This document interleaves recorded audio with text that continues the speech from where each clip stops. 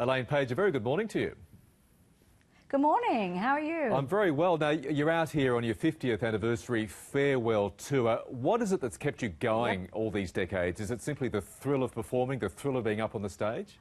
Once you set off in this business, it kind of gets into your bones, if you know what I mean, and it's hard to not do it, not want to do it, you know. It just becomes instilled in you. And I think that's what's happened to me. You know, the idea of retiring is just not on the agenda at all. But I do find that touring now, travelling, is becoming, you know, a little bit more tiring than I'd like. And I still love to sing, and I'm still going to be singing, but I will be doing just pulling back a bit, just a little less, that's all. Don't cry for me.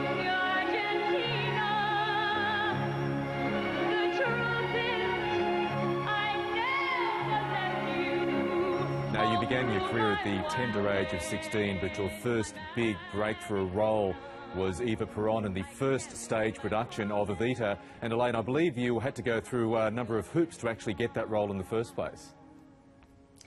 I must have auditioned at least 8 times, I think. And one of the final auditions was at Andrew Lloyd Webber's apartment in Eaton Square in the centre of London, and I can remember quite clearly waiting for him and the director Hal Prince and the lyricist Tim Rice to come into this, what was a tiny little library with a piano in it. And they all piled into this room, and he yet again put me through my paces. Do you have memories still of the opening night, the first time you ever performed that role? Oh, well, you know, I had struggled in the business prior to getting the role of Eva Peron in Evita, some 16 years, something like that. And but when that came along, I was so ready. And the opening night is one that I will never, ever forget, ever. It was quite extraordinary because we'd completed the show, and you know, until you do a show live in front of an audience, you don't know quite whether it's going to be a hit or not. Even though we thought we were onto something, you never really know until you put it in front of an audience. And there was this sort of strange silence immediately it finished, and a beat, you know, of nothing, and you thought, oh my goodness, is this going to be a terrible failure, or are they going to love it? And then after this sort of 1 or 2 seconds, suddenly the roof came off the building, and the audience responded in the manner that you would hope.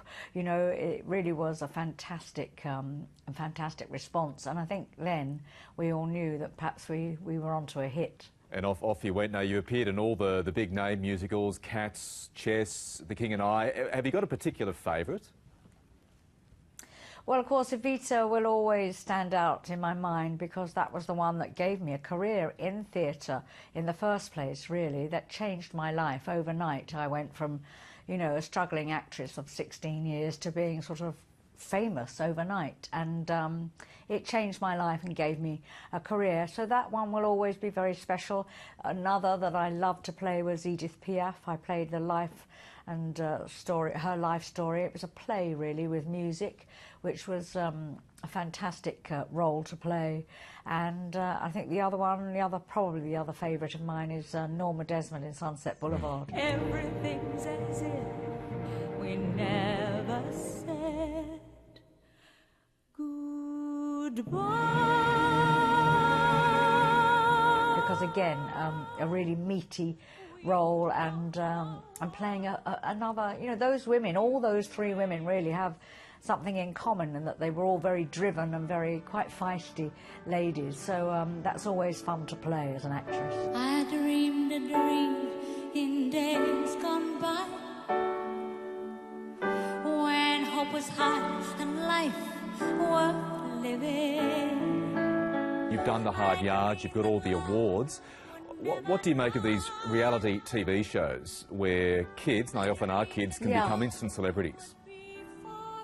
Well, you know, I think it's a marvellous opportunity, obviously, for young talent to be able to show what they can do and seize the day, as it were, if they've got what it takes. What worries me slightly is that these young kids don't have any kind of technique, really. They've not learned things over a period of time in their own good time, if you like. It's all done rather hurriedly on television and these reality shows. I mean, and the pressure involved for them is, I think, absolutely extraordinary. Midnight, not a sound from the pavement. Has the moon lost her memory? And finally, you're out here playing Sydney and Melbourne. Have you got a particular soft spot, Elaine, for Australian audiences? I love Australia. I love coming here. I was here only 2 years ago to tour, and this year I've been asked back again and had the most marvellous time so far. We're playing at the State Theatre this Friday. There's a few tickets left, I understand. I love playing here because the audiences are always so welcoming, and they love their music and they love theatre. That I know is the case. And so we're here Friday at the State Theatre, and then Saturday in Melbourne at the Hamer Hall, which I played as well before, just a couple of years ago. So I'm hoping everybody will come out and see us, because it's a wonderful show with Tommy Fleming as well, a wonderful Irish singer, and a marvellous orchestra, the Metropolitan Orchestra. So it's a good night out, and I hope everybody will come and see me. I'm sure they will. Listen, Elaine, it's been great chatting to you, and we hope you keep singing for many years to come. Thank you. Thanks so much. Thanks for having me.